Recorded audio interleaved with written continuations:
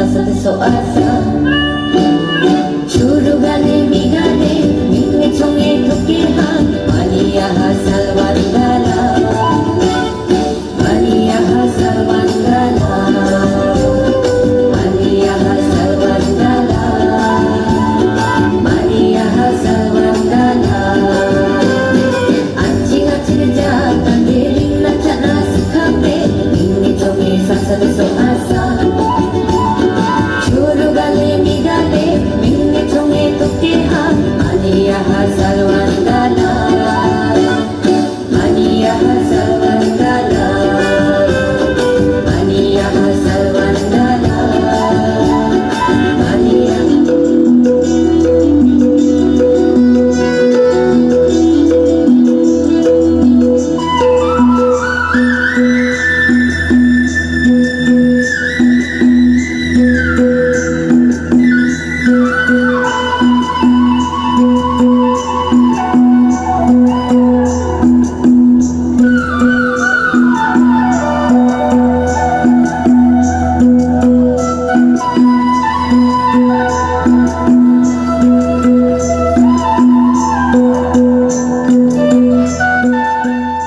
বাংলাদেশ স্বাধীন না হলেও পরাধীন থাকা অবস্থায় আপনারা ছিলেন।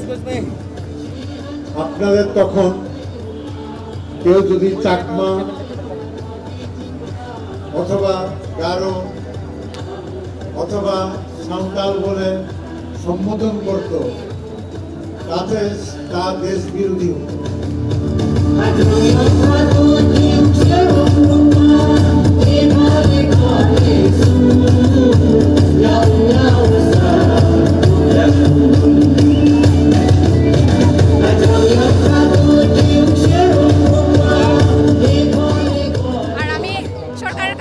এতে চাইবো যে আমরা হচ্ছে চাকমা, আমাদের চাকমাদেরকে যাতে আদিবাসী দিবসের স্বীকৃতি দেওয়া হোক, এটাই চাইবো সরকারের কাছ থেকে। আমার সরকারের কাছে একটাই দেওয়া, আমাদের সংবিধানে বলা আছে আমাদের আদিবাসীদের স্বীকৃতি, সংবিধানে যেহেতু আমাদের বলা আছে যে আমাদের অধিকার আছে, আমি সেই অধিকারটুকুই চাই।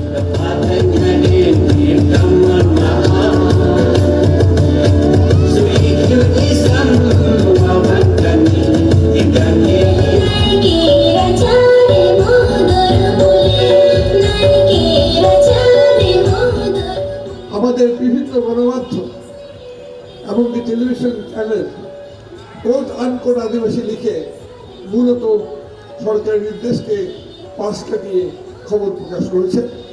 হয়তো সবাই করেননি, কিন্তু করেছেন। আমি এই উদ্যোগকে স্বাগত জানাই, তাদেরকে অভিনন্দন।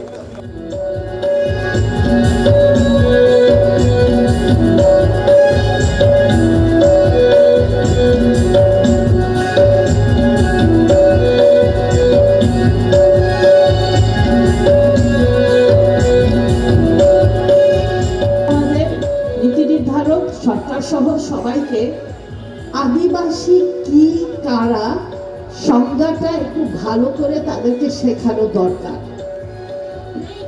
না হলে এই ধরনের একটা প্রজ্ঞাপন দিতে পারে না যে আদিবাসী শব্দ ব্যবহার করা যাবে না।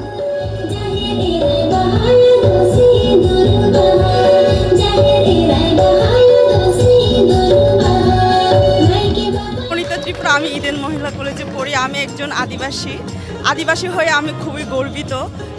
বাংলাদেশ সরকারের কাছে শুধু একটাই দাবি, সাংবিধানিক এবং রাষ্ট্রীয়ভাবে যেন আমাদেরকে স্বীকৃতি দেওয়া হয়।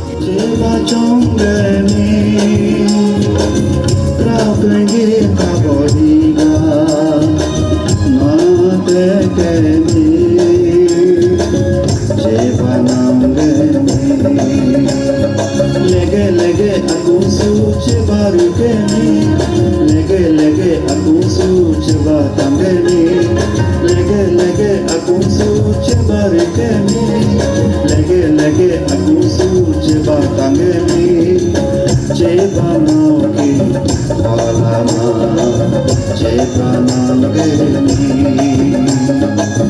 chebanoki alama chebanangeni